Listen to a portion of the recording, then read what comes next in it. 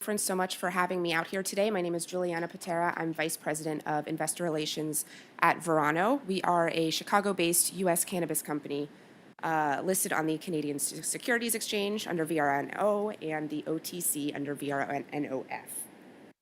So, of course, the fun forward-looking statements, non-GAAP financial measures, and into the good stuff. So I'm going to begin today with a broad overview of the U.S. cannabis market before diving into Verano specifically. So as you may have hopefully just caught earlier, we are listed on the Canadian Securities Exchange, though all of our operations are in the U.S. So there's a reason for that, given the federal illegality of our industry. As it currently stands, we cannot list under a U.S. exchange. However, you may be familiar with some other names, such as Tilray, Canopy. Those are able to list on U.S. exchanges. However, those are Canadian operators only, which notably is a much smaller market than the U.S. as a whole. So there's a lot of growth here and runway ahead of the industry here in the U.S. We put up $27 billion, the legal market in the U.S. in 2022, projected to put up $42 billion in 2026. There are many new states that are continually legalizing programs. So actually just recently, Kentucky last month became the 38th state to pass its legal medical program. So really long gone are those days of the stereotypes of very liberal West Coast states only having legal programs. We're now approaching 20 adult use markets in the U.S. as well. There's opportunity with organic consumer uptake. So as consumers in their markets honestly just realize that there's even legal product available. Candidly, I didn't know my home state of Illinois had a legal product market until I started at Verano about 2 years ago. So we're very limited in the industry in what we can do marketing-wise. So a lot of this is really word of mouth and organic uptake of consumers. As consumers sometimes replace alcohol, tobacco, even opioids with cannabis, that's future opportunity. And as we absorb consumers from the black market, as they begin to realize really the value add here that the legal market offers, which is consistent, tested, and trustworthy and safe products. So as you may imagine, working in a federal illegal industry brings with it some challenges. So we feel we're really overshadowed by this lack of federal legalization. As I mentioned, we are on the Canadian Securities Exchange. All U.S. operators at this point have to be listed on a Canadian exchange. What that means is that we are not included in any indices. We're heavily retail traded, and we have very, very limited access to institutional investors. We believe this has led to depressed multiples for our industry. The top 5 cannabis via sales in the U.S., the top 5 operators put up one including Consensus that has not yet reported 2022 numbers, but nearly $5.5 billion in revenue. Those same 5 operators are projected to put up nearly $6 billion in revenue for 2023, yet the cumulative market cap of those 5 operators is only around $8.4 billion. We additionally must work under the 280E tax rule, which essentially means we are taxed at the gross profit line. And additionally, we have to have all of our operations state-specific. So Verano, we have active operations in 13 states. It's as if we work in 13 different countries because every state is going to have its own very specific program with rules, regulations, et cetera. However, it's not all doom and gloom. We've seen some very promising progress. So on the federal front, just last October, the White House announced some sweeping reforms. So those with simple cannabis possession offenses were pardoned. The president issued a directive towards the HHS and the Attorney General to reevaluate cannabis's Schedule I drug classification. For those of you less familiar, Schedule I is kind of the toughest, the highest, the hardest. We're up there with heroin. Schedule II is down there with like fentanyl and meth. And Schedule III, which we believe if we could get down to a Schedule III classification, that could possibly open pathways to a U.S. listing. Schedule III would be around with like a Vicodin type drug. So we're also seeing bipartisan support as well for the Safe Banking Act, which would broadly open our banking access and we believe decrease our cost of capital. And then we focus more on the state level. So we think we can make a little more of an impact working with our state legislators in states that we already operate, working towards structuring adult use programs. Typically, adult use program will follow a legal medical program. So if we have medical operations in that state, working with local legislators to ensure that they're building a framework that is setting the industry up for long-term viability, or even working at a state level to address the 280E tax implications. So we've recently seen some success there in New Jersey. Their state Senate just passed a bill to remove the 280E tax rule, and now that sits on the governor's desk. So something like that, if that passes, that's an immediate bump to our bottom line. So we're really excited about some of these progressive moves that we're seeing for the industry. Okay, so on to Verano specifically. Got some typical stats up here. So we've got 126 dispensaries across the U.S. We employ almost 4,000 people in our facilities. We have over 1 million square feet of cultivation. We have plans to open more dispensaries throughout this year, generally around 140 is our target, and we have active operations in 13 states. So this is our geographic footprint. This was extremely strategic and methodically thought out as to where we enter markets and operate. We target limited licensed states with the goal to go vertical in them, which means both cultivating and selling in our dispensaries. Limited licensed state is kind of what it sounds like. So I joke that we're one of the few industries that actually encourage much more heavy state regulation. Limited license state, take Illinois, for example, operators are capped on cultivation and can only have up to 10 dispensaries max. So you'll see we have our max of 10 dispensaries in that state. Right now, that state only has about 120 dispensaries with some more that we believe will be handed out to social equity entrepreneurs. However, the state is doing that methodically and strategically in a phased process. You kind of take California as maybe an example of the opposite. We're great out here. We have a stake in a pesticide remediation business, but we have no plant touching operations there by design. That state candidly has let the gray and black market really overrun the state. So you've seen an incredible oversupply, a really hard hit on pricing pressures, pushing downwards. Hundreds and hundreds of stores and dispensaries that are operating without a license. Consumers would never know. You walk in, it feels very legitimate, but they have no license, and the state does nothing to regulate it. So we strategically target states that we think we can have strong relationships with the state and just a better state to operate in, candidly. Okay, so Verano specific growth drivers, we essentially target high quality products, and across the spectrum, we want to have products for all types of consumers and all types of needs. So we've got edibles, flowers, medical design products such as lotions and tinctures. We have scaled operations in 5 states that we see as having potential to flip to adult use in the near term. One is Connecticut, which just launched its adult use program in January of this year. Maryland, we believe, will open second half of this year. And then Pennsylvania, Ohio, and Florida, we believe, has a possibility to pass adult use legislation within the next couple of years.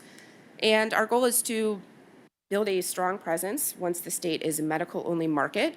We want to understand the market, build some brand awareness, really ramp up operations and have a strong presence so that once a state passes adult use legislation, we are ready to go, ready to meet that increased demand, which we typically see as anywhere from 2 to 4 or 5x versus medical-only sales. And currently in the environment, what we're seeing, obviously every industry has inflation and, recessionary pressures behind it, but the cannabis industry specifically has seen in certain markets pricing pressure due to some oversupply. So we're seeing that alongside with the very onerous, as I mentioned, 280E tax structure. So we're seeing some smaller operators start to show cracks and, some even going under. Verano, we feel very strongly positioned right now. We have a, broad footprint, geographic footprint. We think this has given us a diversified approach that we're I don't want to say immune to any pressures. We certainly have pricing pressures in some of our markets, but given our diversification, we feel very strong right now. And we actually see this as an opportunity to find really attractive acquisition opportunities at really attractive multiples. I want to clarify, we're not interested in bargain basement diving right now. We want strong operators. We want really polished operations at the cultivation and the dispensary side. But even so, we think we can find really strong operators to partner with at really attractive multiples, just given some of these industry dynamics right now. So a little on our brands. I'll kind of start up at the top and move clockwise. So we have our namesake Verano. So this is heavily flower and smokable products. Notably, it's per BDSA, which tracks data for the industry. It was the number five brand in the entire U.S. and number one brand in New Jersey, which is quite a large market for the U.S. Moving counterclockwise, Move is our Florida brand. We have very strong presence in Florida with 66 dispensaries out of our 126. Florida is a little unique in that it is 100% vertical. So you can only sell in your dispensaries your own brands. So as you can imagine, it's quite a margin uptick by operating in Florida. And we see that as a very strong market moving forward should that pass adult use legislation.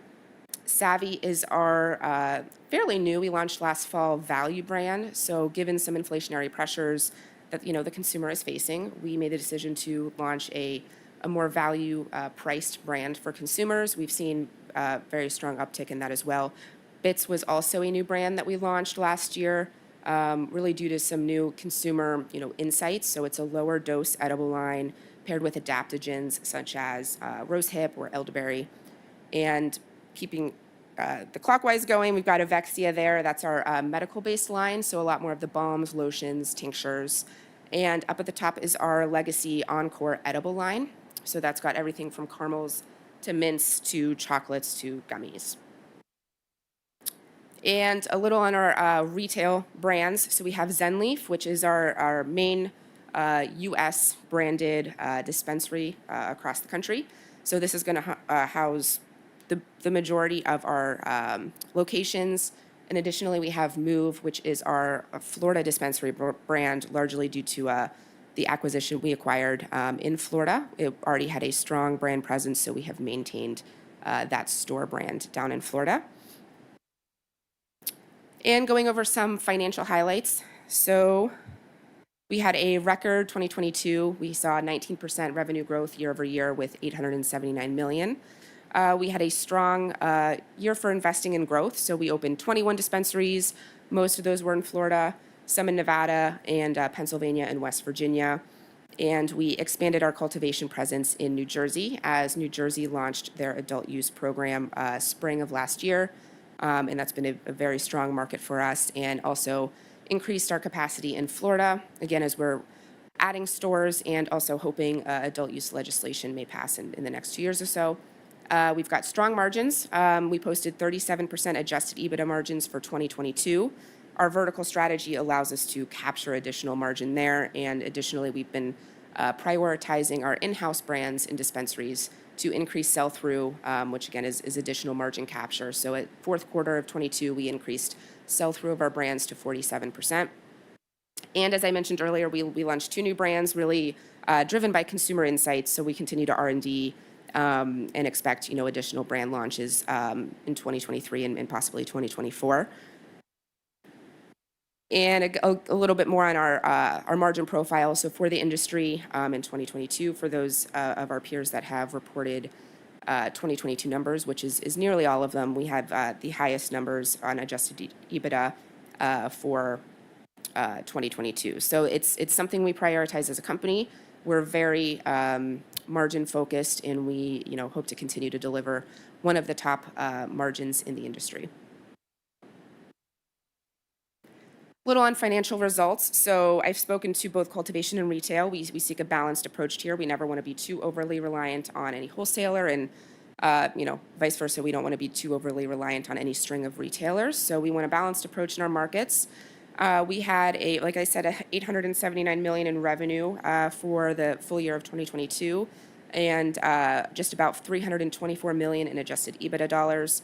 We had a net loss of 269 for the year. However, that was largely driven by 229 million of impairments in the fourth quarter on certain assets in Arizona and Pennsylvania.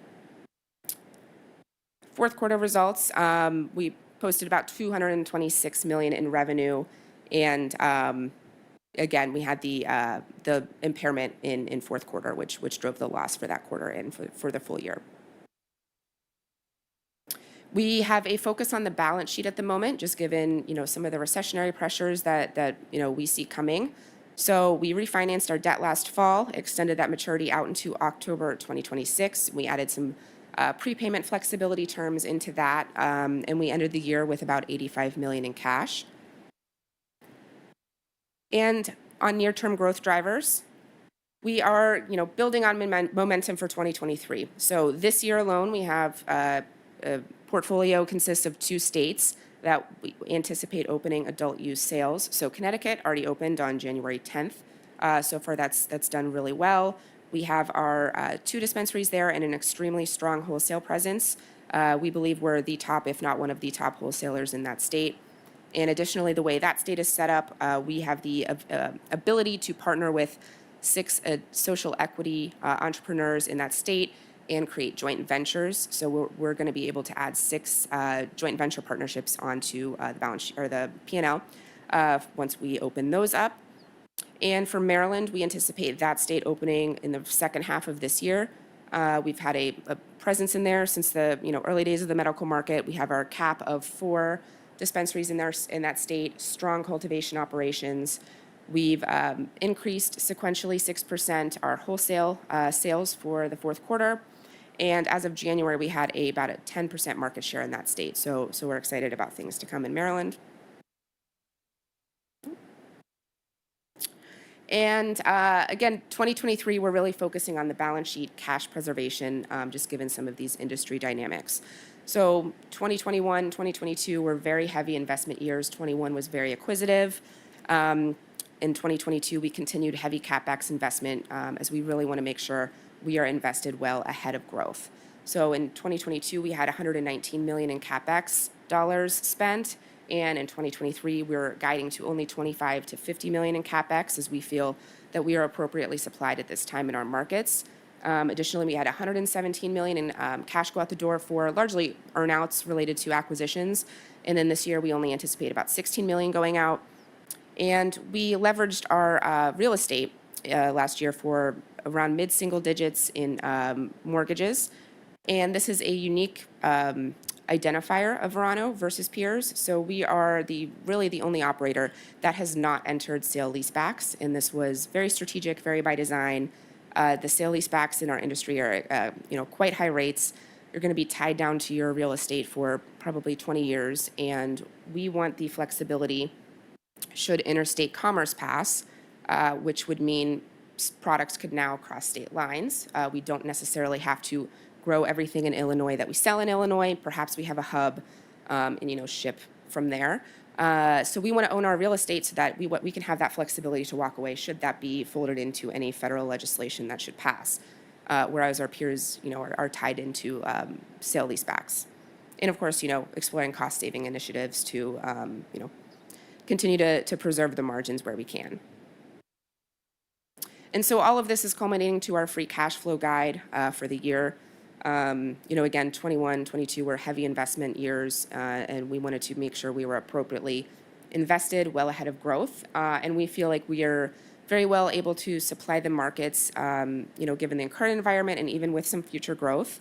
So, this kind of led to our free cash flow guide of 50 to 75 million for the year. And, we're really excited about things to come. And I'll kind of move on to any questions that we have.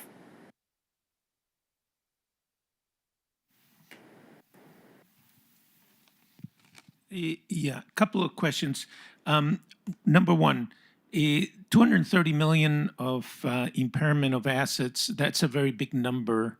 And given the age of the assets or the lengths of the company, that they must have been fairly new. So can you tell me what happened there That's number one. Number two, I'm curious about New Jersey. You didn't mention as a big growth item for 2023, but we're seeing a lot of new dispensaries being approved in New Jersey. And while you only have 3 dispensaries of your own, I imagine that you would be targeting all the others for your cultivation product.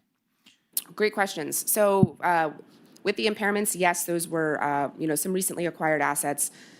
They were for Arizona cultivation license and some Pennsylvania and Arizona retail operations, which were acquired, to your point, not too long ago. However, more at the height of the market on some pricing. So given pricing supply in Pennsylvania and pricing pressure due to oversupply in Pennsylvania and Arizona, that led to a devaluation of those licenses and assets. So that led to those write-downs. New Jersey, still a very strong market for us and a growth driver for 23. However, 2022 had I would say the majority of 2022 had New Jersey sales in it. So, as a comp on 2023, it's not necessarily going to be a huge year-over-year comp as sales open again. It was late April of 2022. So the majority of the year has had New Jersey sales in it. They have issued a lot of new licenses, or I should say are trying. What we're seeing is that it's very hard for some of these license winners to find approved zoning for their dispensaries. So very few have opened. Additional stores have opened to date. We anticipate maybe a few dozen open through the year. But as that state, to your point, it had very few dispensaries to begin with. It was around a dozen to serve the whole, state of New Jersey. We're very excited as that is a wholesaling opportunity because we had very strong wholesaling operations in that state. So we're welcoming new store openings in that state, but just given a lot of the municipality restrictions, it's just taking a lot of time for those new stores to open. So quick question on the consumer. And so obviously we've heard a lot from companies today on the health of the consumer.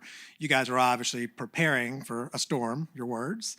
So what does that look like? Are you already seeing something from the consumer? Are you seeing them trade down and basket ticket? Yeah. So we're seeing nothing, I would say nothing unlike other industries, which is slight basket size decreases, really step in line with sequential inflation growth. So slight basket size decreases, and we were seeing a bigger desire for value products. So that's why we had been designing a value brand in 21, early 2022, and we decided to pull forward the launch of that value brand in summer and fall of 2022. So that has allowed us to capture some of those consumers that were perhaps feeling the pinch a bit more. Medical states tend to be much stickier in sales, so we haven't seen much movement there, but the consumer on the adult use side is starting to gravitate towards more value branded and just slightly pressured basket sizes. Thank you. Yeah. You mentioned California as a bad example, but you made no mention of 2 other very large states. And I'm just curious as to why you're not there.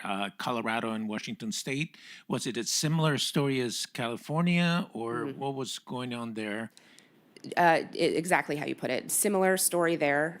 We're starting to see some more consolidation in Colorado, so it could possibly be of interest to us a little more in the future, maybe after some additional consolidation. But for states like that, you'd have to plow millions and millions of dollars into operations there to barely move the needle in market share. I'm talking like basis points. I think the top California brand has 1% or 2% of market share. And candidly, even New York is another example. Unfortunately, it looks like that's going to have to go through the same cycle as California. There's a lot of the gray market here. We're seeing a lot of that go unchecked. So hopefully that changes and it doesn't quite become a California story. But no, exactly to your point, there's a handful of states that we've seen go through that cycle that we prefer to avoid. So I'll ask one final question. It actually came in earlier from the audience, and you already kind of alluded to it. But can you describe a little bit more about what's going on here in New York? Right, because I think they passed adult recreation, but no dispensaries. Yes. So I believe the first, and we don't have any operations in New York, just to clarify, but I believe the first dispensary opened around Christmas time this past year.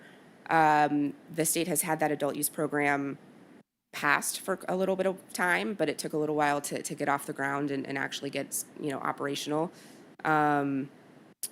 We've seen, a very, very, very slow rollout in those legal stores opening. But I imagine if you walk out the door and walk down the street, you'd very quickly pass signage for, cannabis, pre-rolls, lollipops, infused, what have you. And that seems to all be going very unchecked at the moment, which is concerning just from a consumer safety standpoint, because you just don't know what's in there. And it's being sold under the premise that this is a safe, tested product, not from the black market, and it's actually a bit of the opposite. So New York's interesting. We're keeping an eye on it just to see how it plays out, because it's so nascent. But yeah, so far it's taking quite some time for those legal dispensaries to open. I think at this point, I know it's more than one. I want to say we're at a handful now that have legally opened, but it's been a little bit of a slow path for New York. Yeah, absolutely. Well, I know we're heading down to the closing bell ceremony, so I don't want to hold us back any further, but I want to thank the Share Series here for hosting us today, and thank you for having me. So appreciate it.